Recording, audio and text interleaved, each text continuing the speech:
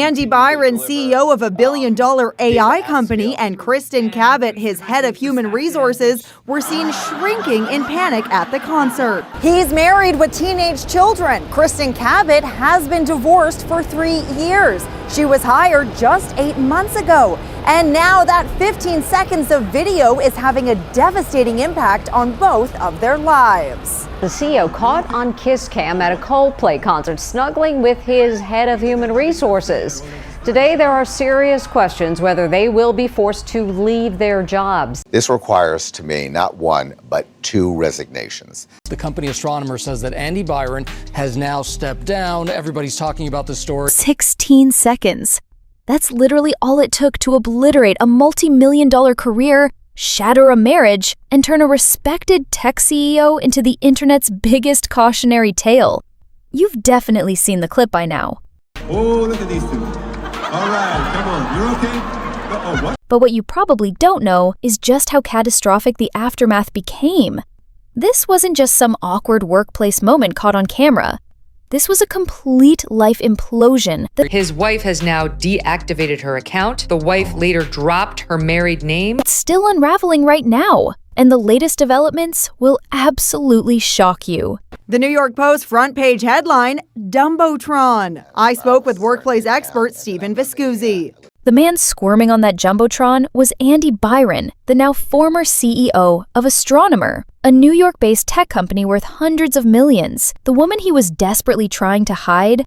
Kristin Cabot, his head of human resources. Neither of them were each other's spouses, and thanks to Coldplay's kiss cam at Gillette Stadium, the entire world got front row seats to their secret affair. What happened next wasn't just a resignation letter. It was a masterclass in how to destroy everything you've built in less than a week.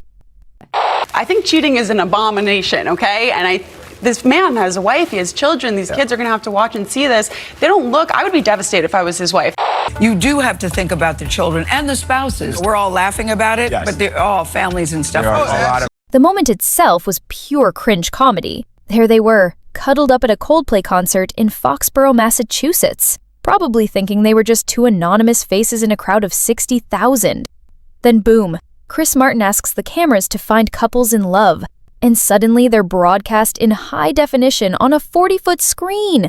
The panic was instant and pathetic. Cabot whipped around so fast she nearly gave herself whiplash, while Byron basically tried to disappear into his seat like he was dodging sniper fire. But here's the thing about trying to hide from a stadium camera. It just makes you look more guilty. The internet smelled blood immediately, and within hours, amateur detectives had identified both of them, their companies, and their marital statuses. The corporate fallout was swift and brutal. Astronomer's board didn't waste time with damage control or spin doctors. Byron was placed on leave faster than you could say inappropriate workplace relationship, and by Saturday, his resignation was official. Cabot followed him out the door just days later. Both of them scrubbed from the company's leadership page like they never existed. Pete DeJoy, the company's co-founder, suddenly found himself thrust into the CEO role of a company that had become a viral meme overnight. Think about that for a second. You're running a serious data orchestration business, and suddenly your biggest PR crisis involves explaining why your top executives were making out at a concert instead of following their own HR policies. But the corporate consequences were nothing compared to the personal devastation. This wasn't just about losing a job. This was about destroying families in the most public way imaginable. Both Byron and Cabot were married to other people, meaning their moment of poor judgment didn't just end their careers. It potentially destroyed 4 lives and affected children who never asked to be part of this mess. The internet naturally had zero chill about it. Social media exploded with memes, hot takes, and armchair psychology about workplace affairs and public accountability. Some people defended them, calling it a private moment made unfairly public, but most weren't buying it. When you're the CEO and the HR chief, you don't get to claim ignorance about appropriate professional boundaries. The meme machine went absolutely nuclear. Sports mascots started reenacting the awkward duck and cover moment at games. Etsy sellers began printing the freeze-frame image on t-shirts and coffee mugs. Reddit threads dissected every frame of the footage like it was the Zapruder film.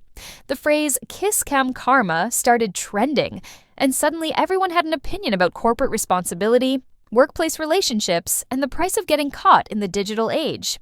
What made it even worse was how perfectly it captured the moment when private bad decisions collide with public accountability in 2025. Here's where the story takes an even darker turn. Just when you thought the scandal couldn't get messier, new allegations surfaced this week that make the kiss cam incident look like child's play. Reports are now claiming Byron was involved in a separate scandal involving OnlyFans and potentially tens of thousands of dollars in inappropriate spending.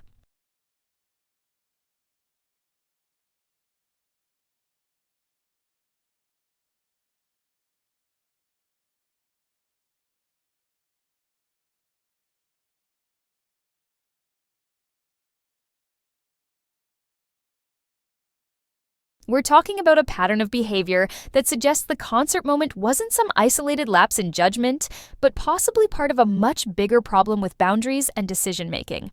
The details are still emerging, but if these allegations prove true, it means everyone's been focused on the wrong scandal entirely.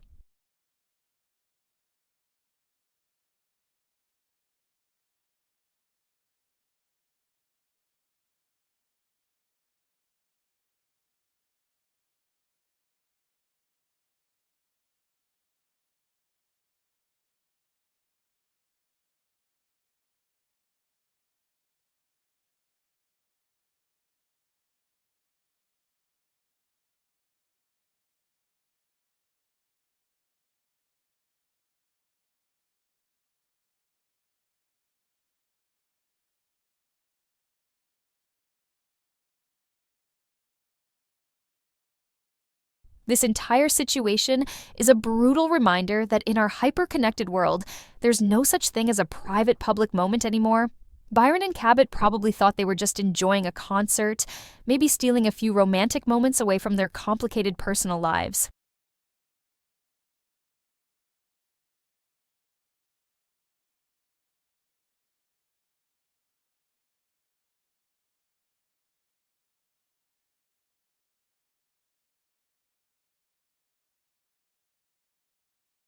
Instead, they created a viral phenomenon that destroyed careers, relationships, and reputations in real time.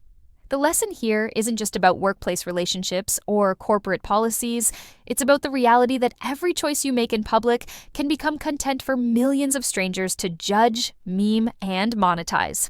One 16-second clip turned two successful executives into cautionary tales, and the internet is still feasting on the wreckage.